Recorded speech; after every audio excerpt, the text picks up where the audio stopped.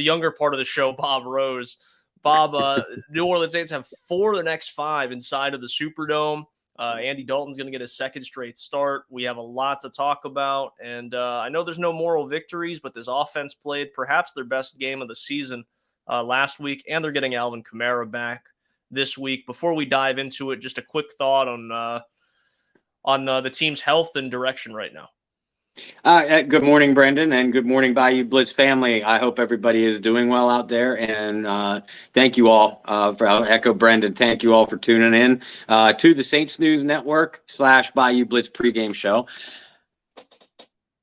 You hate to see this many injuries early in the year, especially to top line players. And whether or not you like Jameis Winston as quarterback, he's still your starting quarterback. So it's always crippling to a team to have a quarterback go down. Thank goodness. I mean, Andy Dalton was signed this offseason specifically for this very reason.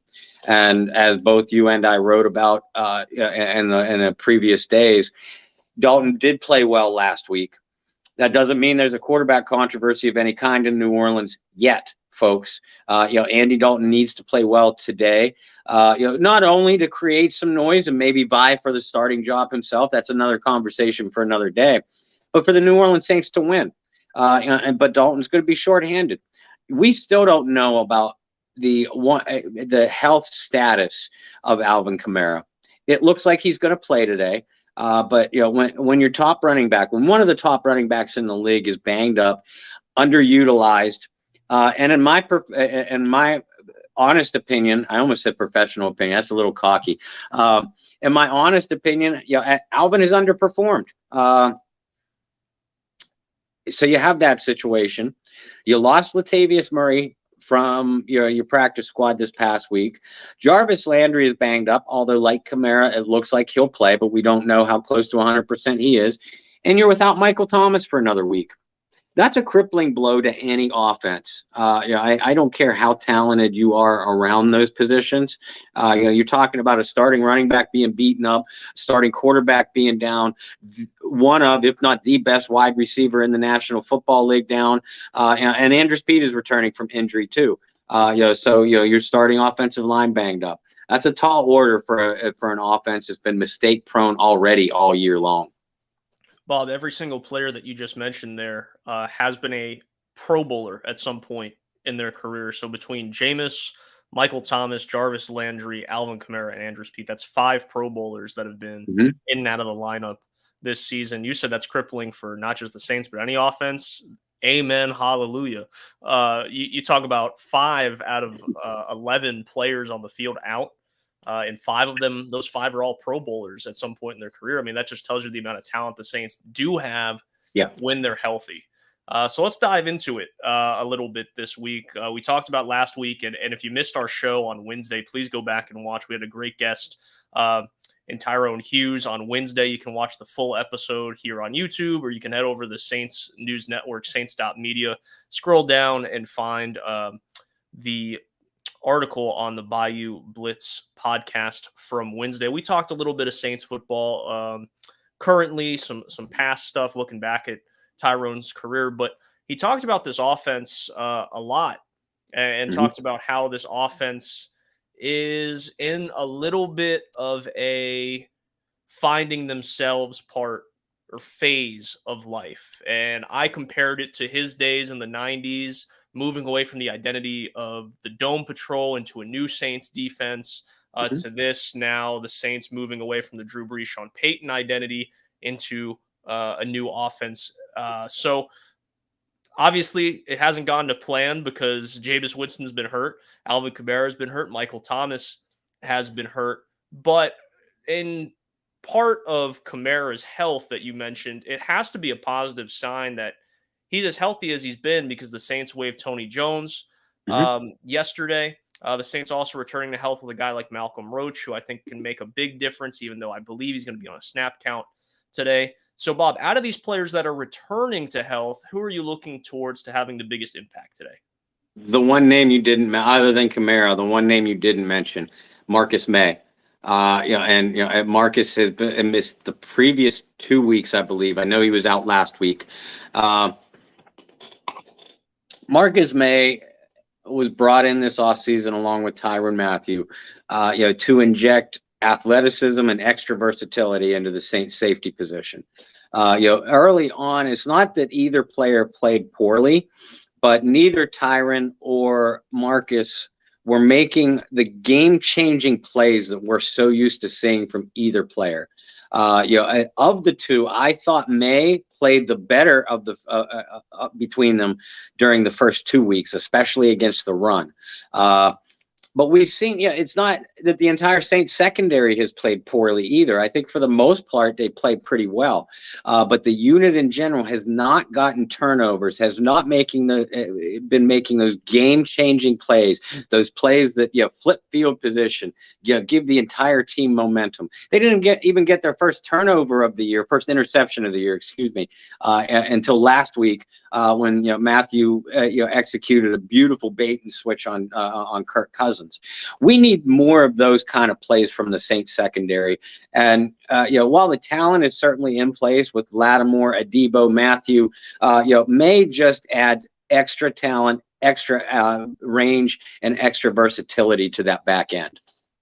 Absolutely.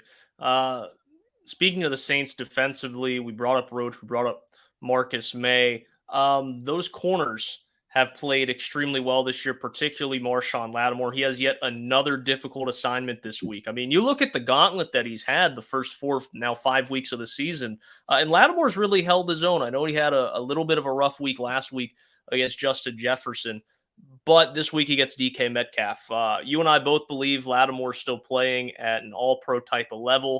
DK Metcalf is a different monster, a different beast. He's kind of a one-of-one type of receiver in the league when it comes to that size and speed and physicality. The closest comparison I can come up with in my head is Calvin Johnson in recent memory of a guy that big, that fast. That's the type of player that DK Metcalf is. So what does Marshon Lattimore have to do today to keep Metcalf in check? The thing about DK Metcalf, and I agree with everything you just said about him, he's a physical player. And that's the type of player that fits right into Marshon Lattimore's best skill set. If a receiver gives Lattimore problems, it's usually a smaller, shiftier, highly athletic receiver. And it's not that DK Metcalf isn't athletic. I mean, he has sprinter speed, but he's not real shifty. DK will body you, push you, just lean on you all day long. But that's the kind of matchup that Lattimore eats up. And and the numbers bear that out. In 2 games, I think I got it here somewhere, folks, bear with me. In 2 games against Lattimore, and the Saints, specifically, DK only has 4 receptions out of like 7 or 8, 9 targets. Now, one of those was a broken play in last year's Monday Nighter, an 84-yard touchdown. But outside of that, I thought Lattimore and Adebo both got the upper hand in their matchup against DK Metcalf and Tyler Lockett. I expect Lattimore to be matched up on DK whenever possible, so most of the snaps this afternoon. And it's going to be a real physical war. I hope that we don't have an officiating crew. And I don't want to delve too deep into officials today, but I hope that we don't have an officiating crew that's flag happy, because that'll take away from the matchup between DK and Marshon, and B, we know who almost always comes up on the short side of those flags. But I think whoever comes out on top in the matchup between DK Metcalf and Marshon Lattimore gives their specific unit, Seattle's offense, New Orleans defense, a huge upper hand towards the outcome of this game. Well, Bob, officially official. Jarvis Landry will be out today with an ankle, and Marcus May will also be out for the New Orleans Saints today. No PJ Williams, who got put on IR. So looking at that safety position, Bob, who are you looking towards to fill a very big need for the Saints today? Well, they just signed Chris Harris Jr. to their practice squad earlier I think Thursday, and they activated him yesterday. Now, yeah, Harris is titled as a cornerback, and he was a standout cornerback at that over his first 9 years in Denver. The last 2 years with the Chargers, Harris has been more of an off-the-ball guy, slot, a hybrid safety almost. Now, I don't expect Chris Harris Jr. to line up as a starting safety today. We will probably see that role go to Evans. Justin Evans, or JT Gray. And JT Gray has played, in my opinion, an alarming amount of defensive snaps so far this year. I love JT on special teams, but he's not a guy you want to playing a lot of snaps in your secondary.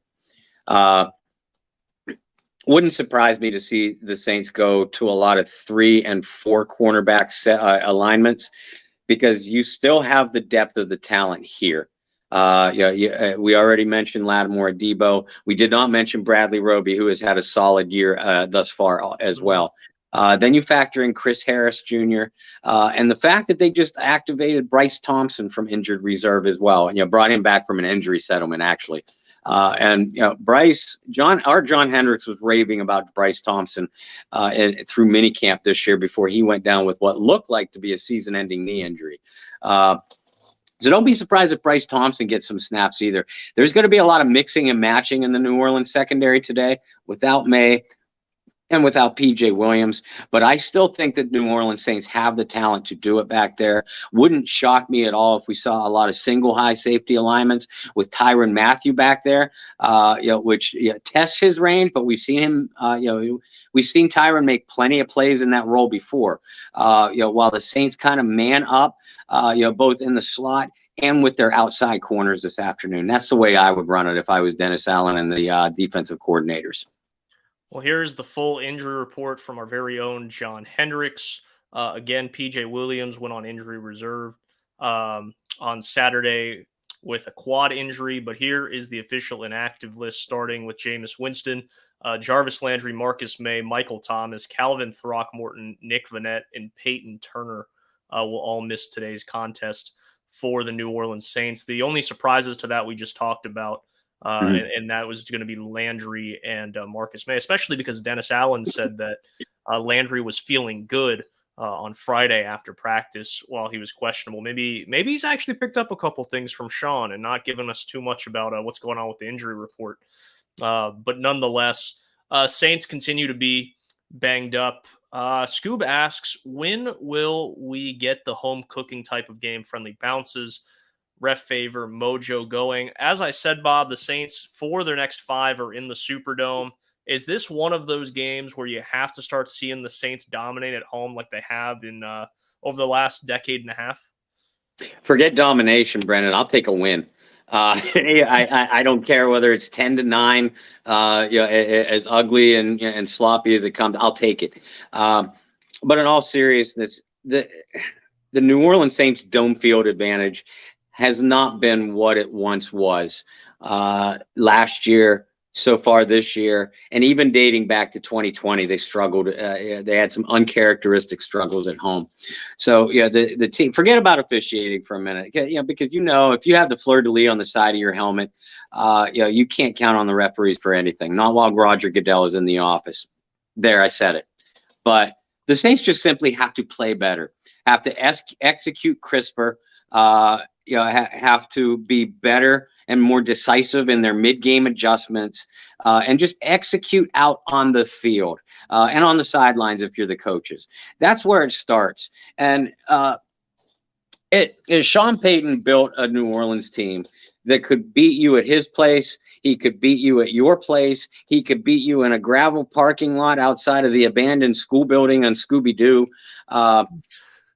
That's what kind of unit Sean Payton built. But this is Dennis Allen's now.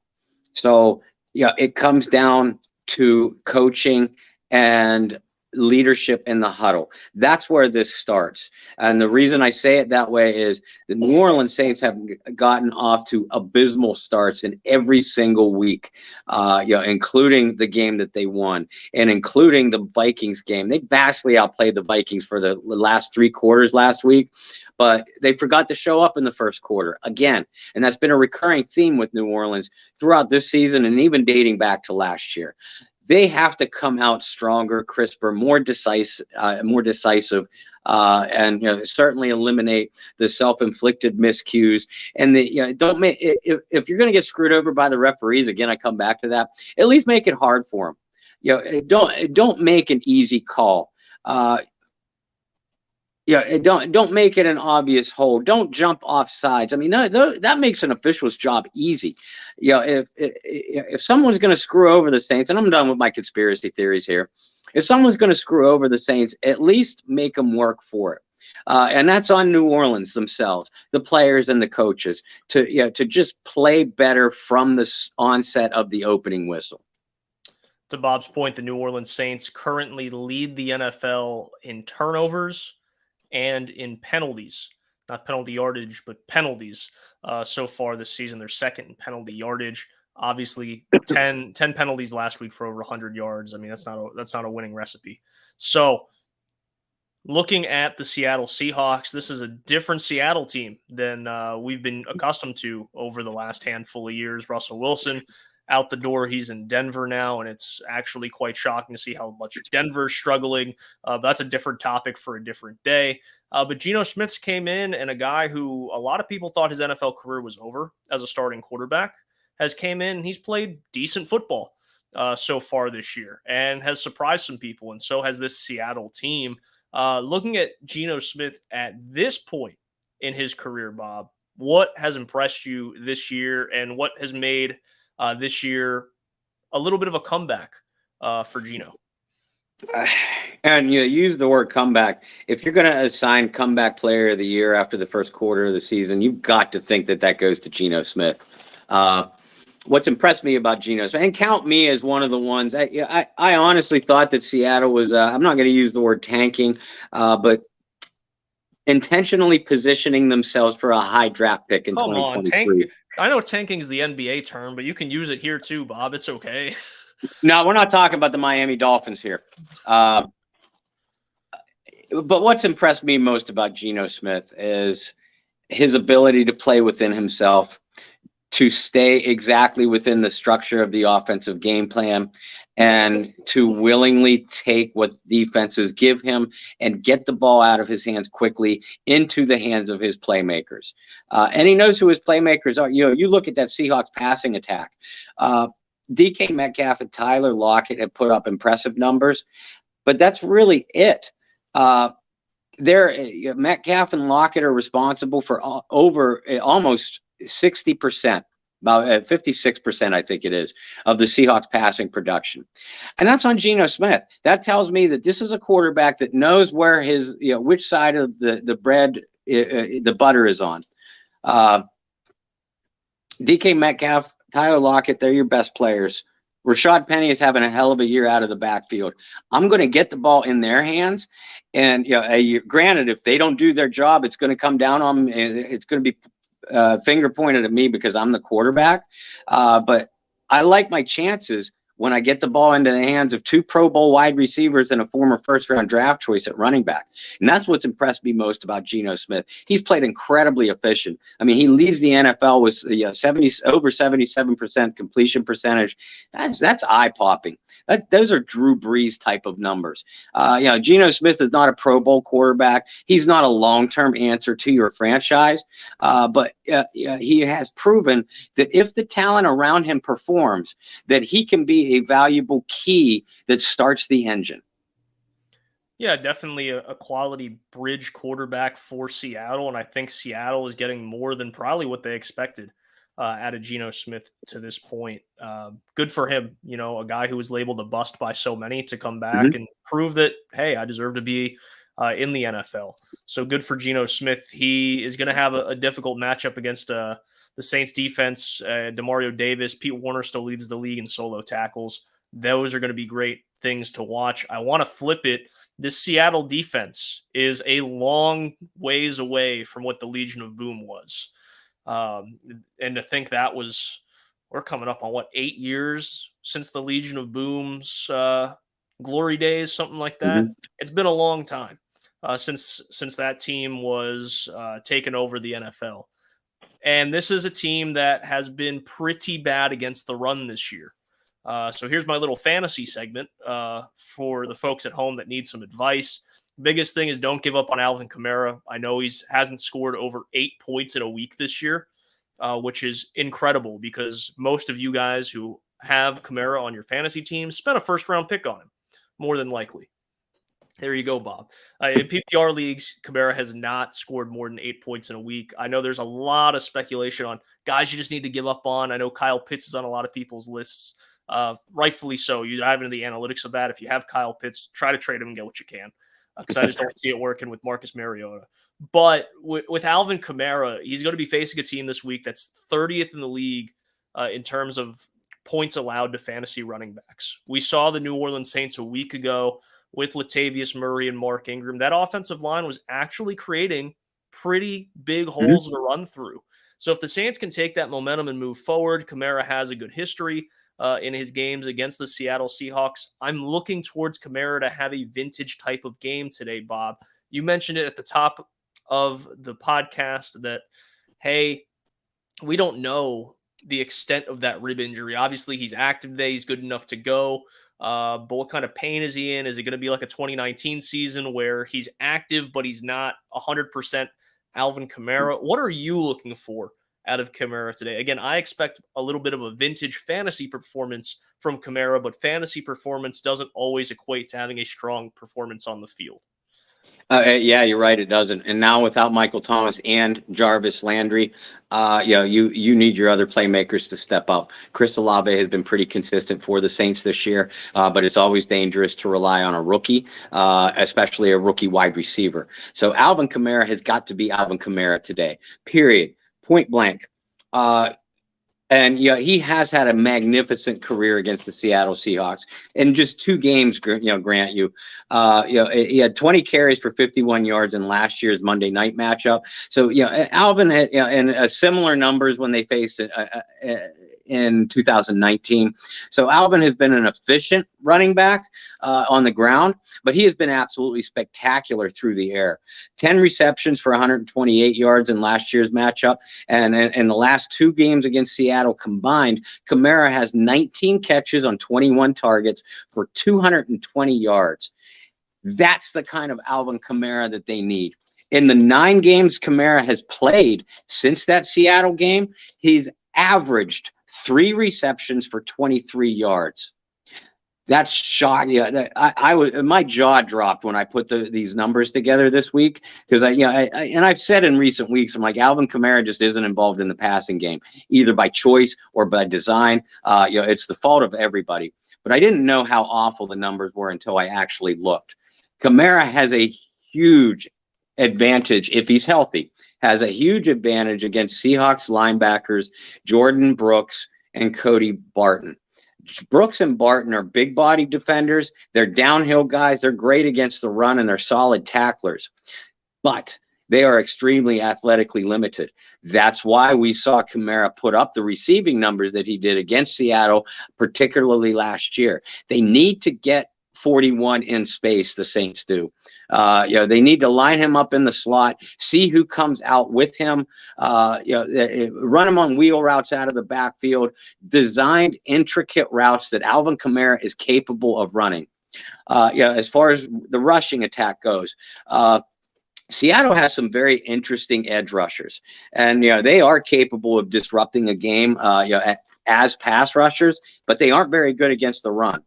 And Seattle has given up tons of yardage to opposing running backs on off-tackle plays or plays that start off-tackle, but where the running back has a lane to cut back. I just described Alvin Kamara's game to a T. This Seattle defense is tailor-made. Now, we know Seattle is going to game plan for Kamara. Every opponent does. But so far, Seattle has been gashed by precisely the type of running back performances that Alvin Kamara is capable of putting up. A capable receiver out of the backfield, versatile enough to even come out and run routes like a wide receiver, and off-tackle plays where you set up your running back for a one-cut, boom, downhill. Those are everything that Seattle has struggled against this year, and that's everything that Alvin Kamara has done spectacularly since 2017. Nobody loved getting his running backs involved in the passing game like Drew Brees. And I see a ton of comments here saying the same exact thing. Do you think Jameis Winston, and even you look at his career even in Tampa Bay, not a guy who got his running backs involved in the passing game. Yeah. Do you think part of the issue has been Jameis Winston and his style of play and trying to mold Kamara's ability in the receiving game with what Jameis sees play in and play out? Brendan, I've thought about that, and I do think that that's a part of the problem, but I don't think it's as big an issue as what a lot of people make it out to be. In those 9 games, that I mentioned, Kamara, and those, frankly, pathetic receiving numbers. A lot of those games, in fact, like 7 of them last year, were when Jameis Winston was out.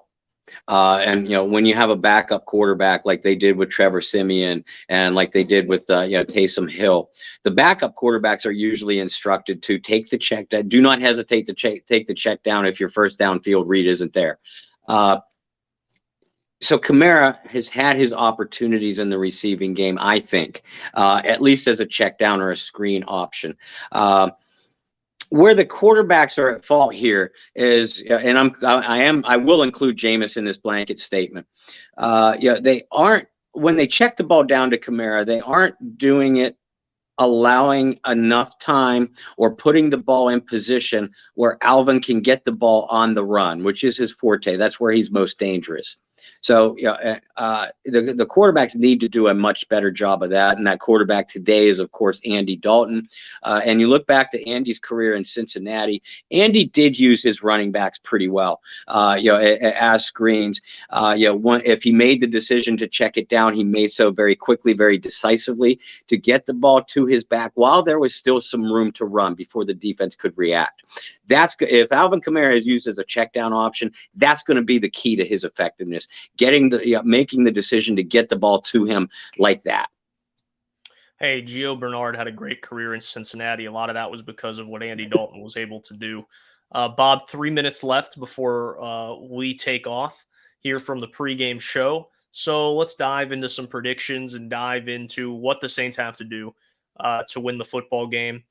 Bob, offensively, what do the Saints need to do to win the football game and continue some of the momentum that they had last week? We've talked ad nauseum about getting Kamara involved. The Seahawks secondary has been giving up numbers in bunches. They're allowing, bear with me again. They're allowing 67% completion percentage to opposing quarterbacks, 274 yards a game. So I think Olave, or even a sneaky play like Marquez Callaway or Deontay Hardy, could have a big afternoon. I listed this, as a surprise play, as a surprise X factor, and my pregame article this morning. What about a player like Juwan Johnson? Seattle has given up astounding numbers. 22 receptions for 411 yards to opposing tight ends. Now, 2 of those tight ends were T.J. Hawkinson, and the other name escapes me. Juwan Johnson, even Adam Troutman, they aren't going to be mistaken for them. But there's a boatload of mediocre tight ends that have had big gains or big outings against Seattle. So, and again, Dalton has always gotten his tight ends involved everywhere he has ever been.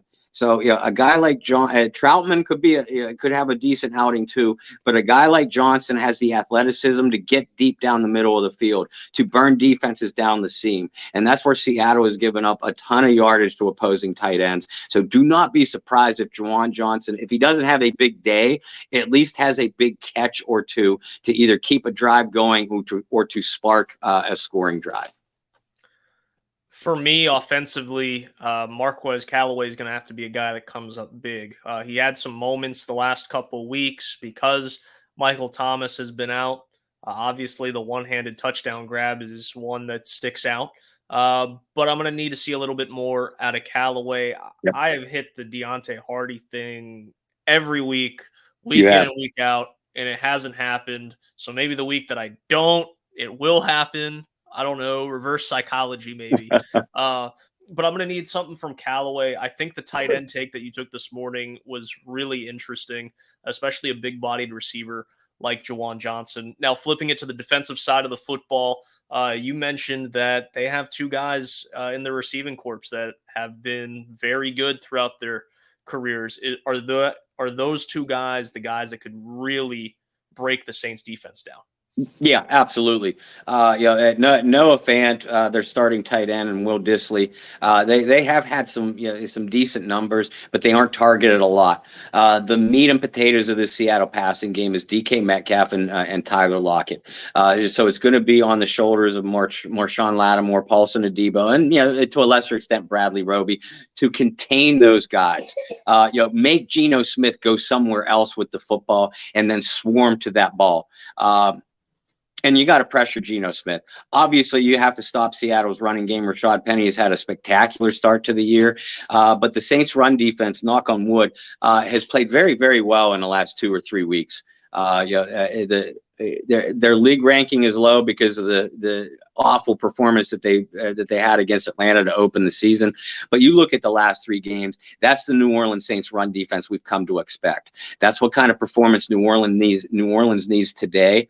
And even though I am high on Seattle rookie tackles Charles Cross and Abraham Lucas, they've given up a lot of pressures along the edge today. So Cam Jordan, Marcus Davenport, Carl Granderson, do not be surprised if they have a handful of pressures apiece.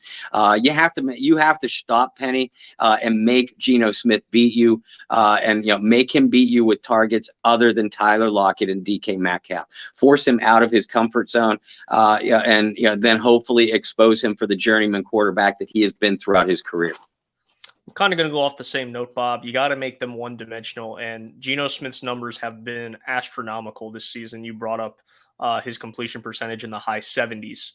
But if you make them one-dimensional and you're able to stop the run, you're able to pin your ears back and let those edge rushers go to work.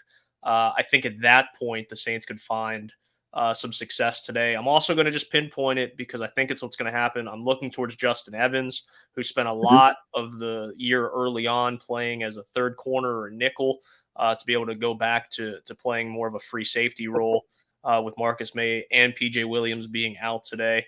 Looking for him to have a big game because, shoot, you and I were some of his biggest fans through the preseason. Really happy he made the team, really happy that he's at a point in his career where he didn't let 2 Achilles injuries break them down. Bob, final score predictions before we head out. Saints 24, Seattle 10. No explanation. Just going to keep it plain and simple. Oh, yeah, pretty much. I do expect the edge rushers for the Saints, to create some disruption. And although it's tough to contain DK Metcalf and Tyler Lockett, Paulson Adebo and Marshawn Lattimore have proven they can do it. I look for Marshawn especially to play with a chip on his shoulder all day today. They're going to be some pushes and shoves between he and DK, but I think between the whistles, Marshawn is going to get the better of DK more often than not. Offensively, I think there's going to be a quarterback controversy after today. And if I'm right, there'll be plenty to talk about on the Bayou Blitz on Wednesday night at 9 p.m. Eastern time, 8 p.m. Central. There's my plug. But I think Andy Dalton is going to give us another efficient performance. Chris Olave, and you mentioned it in your fantasy articles, Chris Olave has evolved into the type of player that you can count on in fantasy every week. Translation, that means he's the type of receiver that's going to consistently put up numbers for you every week, regardless of the matchup. And his matchup today is against a Seattle secondary that's played very poorly. I think New Orleans, if New Orleans can't put up some big numbers offensively against the Seattle defense, then all of us have grossly overestimated this Saints offense. I'll drop the mic there. And there's Bob Rose. You can follow him on Facebook and Twitter, as you see below. For myself, I'm going to take the Saints in a closer matchup. I'm going to give the Saints 21-17. They keep Seattle under 20. Defense does enough to keep the offense in the game. Dalton has a good game, not a great game. Alvin Kamara has a vintage fantasy performance and gets in the end zone for the first time this year. I'll take it like that. You can follow me on Twitter and Instagram at BT Boylan. We will be back for halftime. So make sure you have your notifications on for that same place. And hopefully we have some decent Saints football to talk about, because Bob, you and I have had some bad luck with these pregame shows this year. Yeah, we have, and I'm sick of starting our halftime show every single week, and this is through last season too, with a facial expression like this. I want to actually have a smile, when we go into a halftime show.